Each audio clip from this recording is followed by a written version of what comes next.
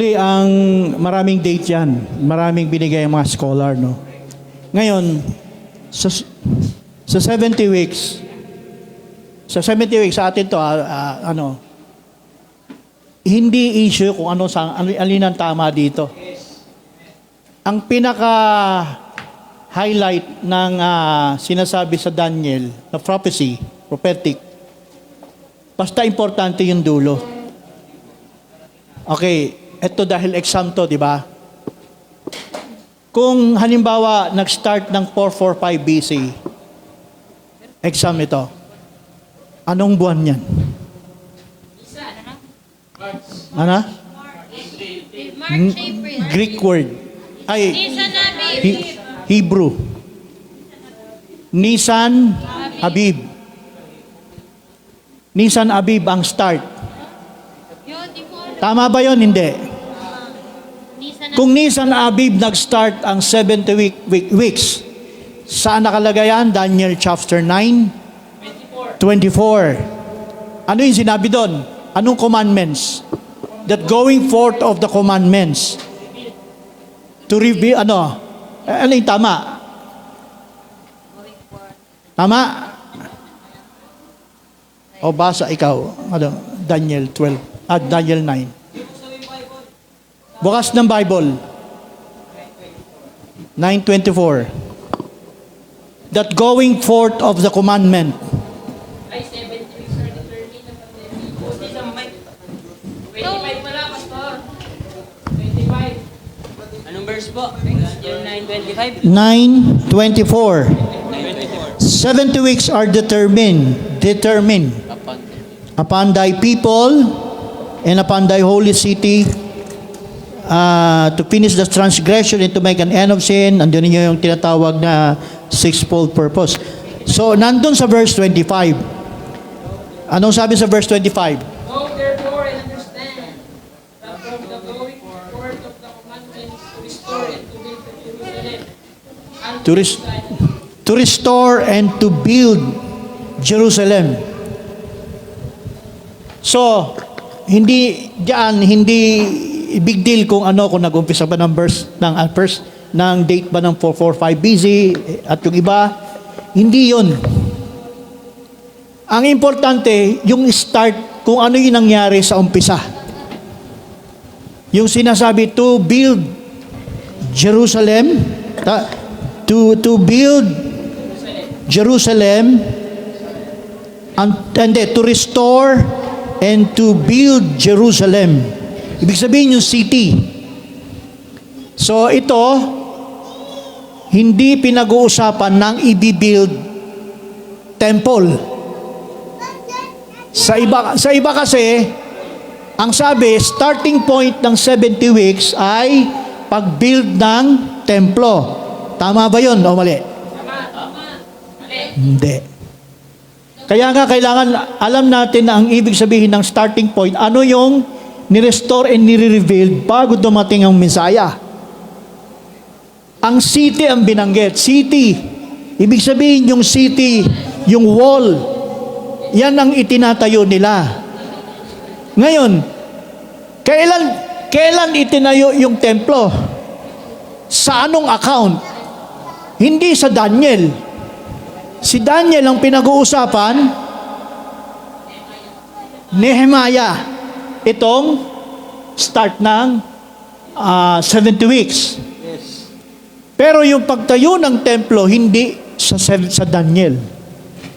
Ibig sabihin, bago pa mag-umpisa ang restoration ng build of a city until the Messiah, ibig sabihin, tinayo na ang templo sa panahon pa ni Ezra.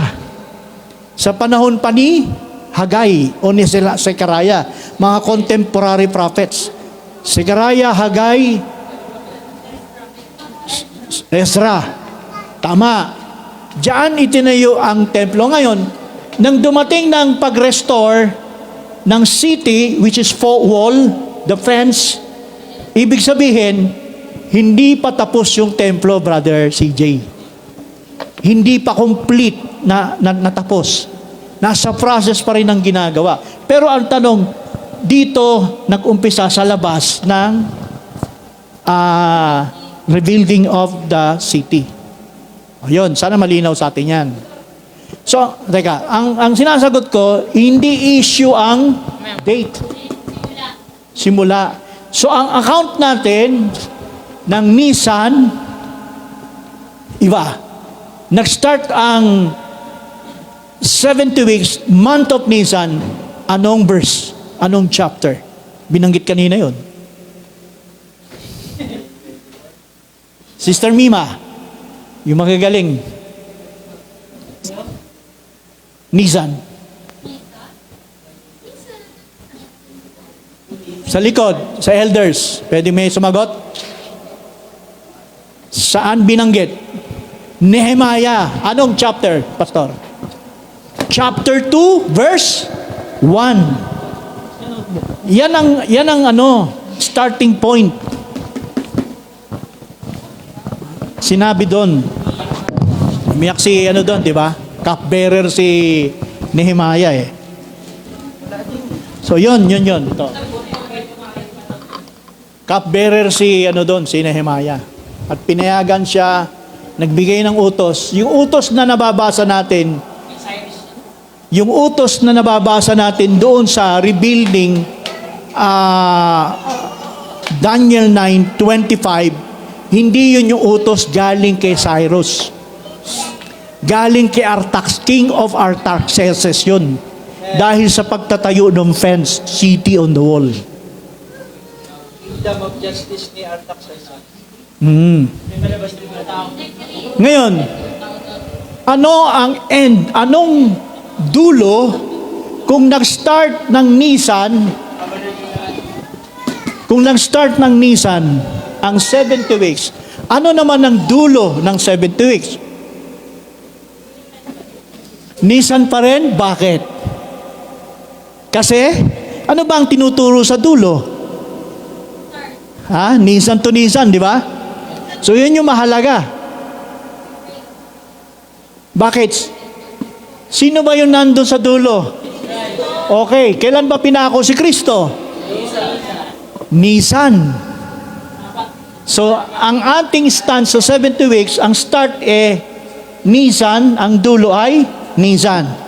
Okay, dagdag natin. Basic pa rin to hindi ko alam kung magiging advanced ano. Ang 7 feast. Alam niyo yung 7 feast?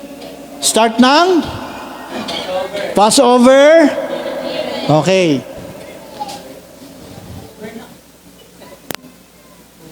Ang 7 feast ay may tinatawag na ano yung simula?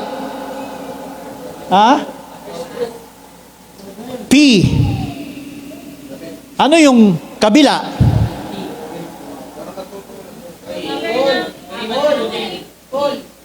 Sino yung sabi nun? Fall. Tama. F. Okay. Passover. Fall.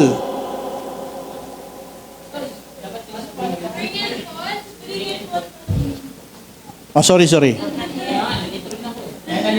Wala yan, S. Wala nag-correct kaya pala nahil. Talang mali. Tama. Len, sinasadya ko lang yan. Hindi, joke lang. Buti lang nakabasa. Spring and fall. Okay. So, Nisan to Nisan. Mapapansin ninyo, bakit si Kristo nag-umpisa 3.5 natapos? Hindi kompleto yung isa. Yung unang taon kompleto, hindi. Kompleto. Pangalawang taon, pangatlong taon kompleto. Tama? Yung pang-apat, supposed to be, hindi siya kompleto. Kasi bakit? Kalahati lang eh. Nasusundan niyo ako? Nasusundan o medyo nakakasunod?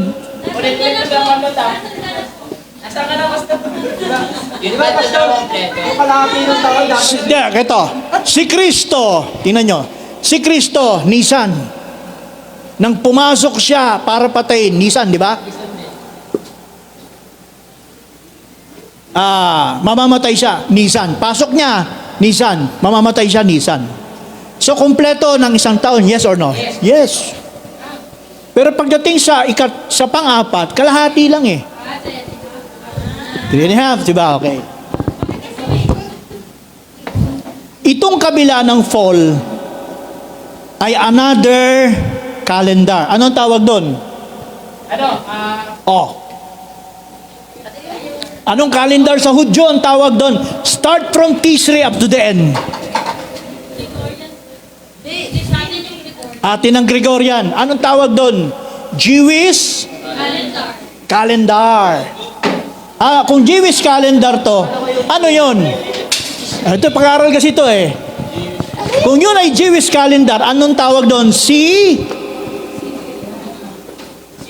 Civil calendar. Alam ko na yan eh. Next step. So, ang civil calendar mag-i-start ng Tishrei. The first month ng fall. Okay?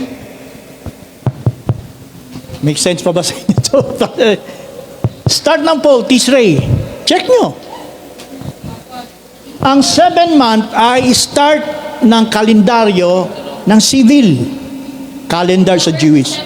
October, September hanggang December. November. Dito sa Tishrei, pinanganak si Kristo. Yes or no? Tama? Fall. Dito rin si Kristo. Anong sunod? Nasagot mo dati yan. Pinanganak. Sumunod. Mamatay. Para-reserve. Ha? Nabautismohan.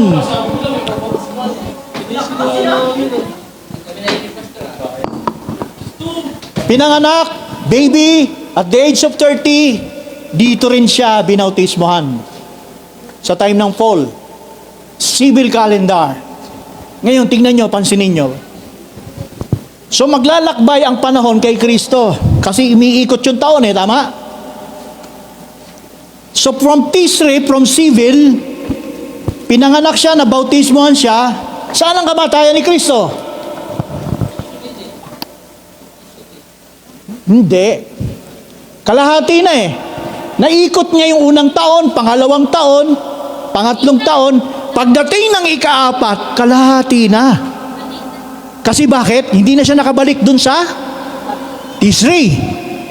So in other words, umikot si Kristo ng kalendaryo sa papuntang spring.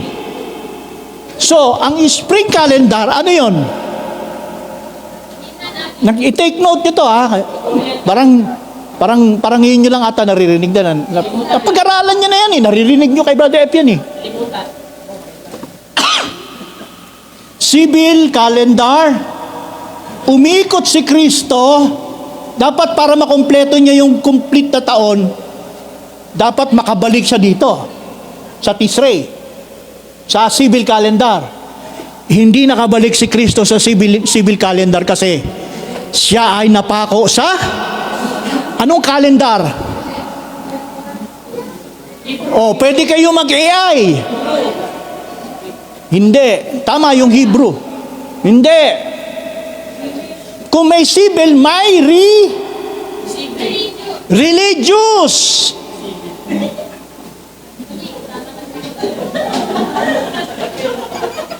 Hindi civil, architect ka, engineer. Umikot si Kristo from civil calendar to religious calendar. And that is spring season. So yung 70 weeks, pagdating dito sa dulo, sabi, when the Messiah shall be cut off, but not for himself. Dinaanan natin tong spring and fall season. Kasi ang tanong dito, ang exam, bakit 3.5, bakit hindi kompleto yung pagkapako sa kanya. First 3 years, kompleto eh. From T3, bumalik sa T3, 1 taon. Pangalawang taon, bumalik. Pangatlong taon, bumalik. Pangatlo, pang-apat, hindi na siya nakabalik. Bakit? Kalahati lang. Kasi nasa religious lang siya. Itong spring. So, ang mangyari dyan, kung ito ang simula ng civil din, ang pinakamahalaga pala sa aral ng 70 weeks, ito ang simula. Yung spring season,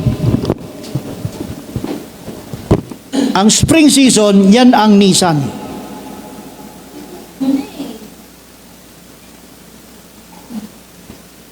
So, yan ang Nisan. Sa 70 weeks, mahalaga po ito. Na ibig sabihin, ito rin yung ipinapakita sa religious, sa logos ng Diyos. Nakita ng Diyos, sa logos ng Diyos ang Nisan. Nakita niya religious. Ito ang pinakamahalaga. Kaya may 70 weeks of Daniel. Nagets niya? Nagets? Sana nasulat niya na. Ayan.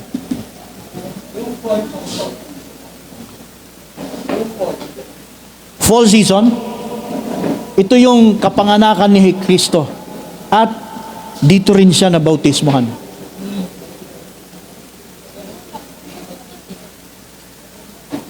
So, naglakbay si Kristo from starting ng T3, bago siya nakarating ng spring season, naabutan niya yung winter. Naabutan ni Kristo yung winter bago mag-spring. So anyway, basta ano na yan. So may tanong dito? Palagay sa spring sa fall, yung 7. Paano na-connect natin yung 7 days sa spring sa fall? Spring, so, ano connection ng spring sa fall? 7 P's. Kasi pagka pinag-aralan natin ito, mabilis lang. Nakalagay siya sa Leviticus 23. Pero alam nyo, bago nagkaroon ng Leviticus 23, bago siya nagkaroon ng Leviticus 23, kasi tanong to ni Brad eh, ano ang nauna? Exodus, yung paglabas. Mapapansin nyo sa Exodus, nung paglabas, pagbigay ng utos sa kanila, may Passover ba? Wala. Meron. Nakakalagay sa chapter 12 ng Exodus, verse 6 ba yun, Pastor? Nang sila ay inutosang lumabas ng Egypt, sa araw ng month of Nisan 14. Kaya nga mahalaga itong Nisan eh. So 70 weeks. Kaya sabi ko, hindi issue to. Ang kailangan makita natin to. Mahalaga kasi yan. Mag-uumpisa sa month of Nisan. Okay. Nang pinalabas, bago sila pinalabas ng Egypt from slavery, that's 400 years, 30 years. Tama? Brother CJ, anong buwan nung sila pinalabas? Month of? Ano? Nisan. Anong sabi ng Diyos? Ito ang pasimula ng buwan. Brad? Ito ang pasimula ng buwan ninyo. Anong pasimula ng buwan? Religious calendar. Passover. If you read in Exodus 12, 1 to 6 ata yun, mapapansin nyo, ng gabing yun, nagkatay sila ng hayop. Nagpadugo sila at pinahid sa hamba.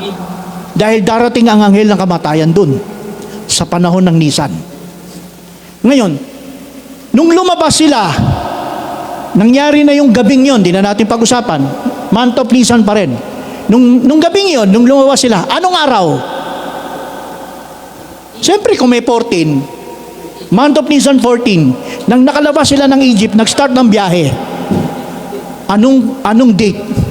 Month of Nisan 15. At doon binanggit sa month of Nisan 14 ang Passover. Yung tinatanong mo kanina. Anong related?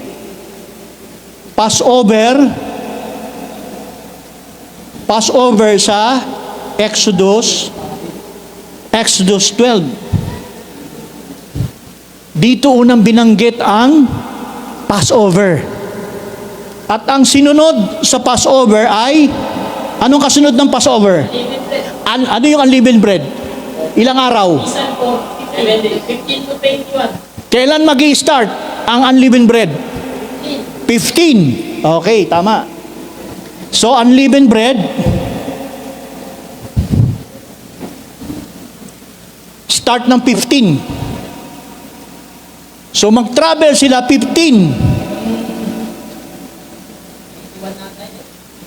15, tama.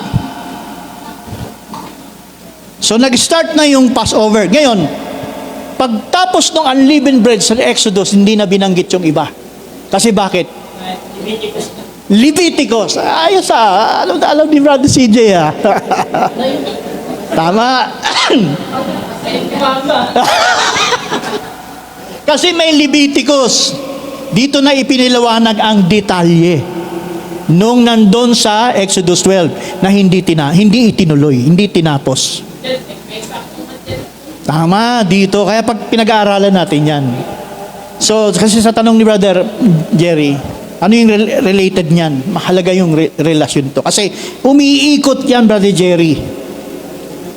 Sa calendar yan, umiikot sila. Si Kristo. Okay, so, may tanong pa? May tanong dito? May tanong pa?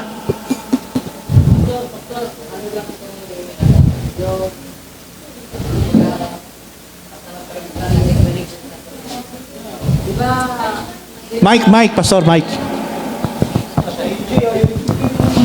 Di ba sila Daniel nakubkob ni Nabukadnesar? 600 AD, di ba? Opo.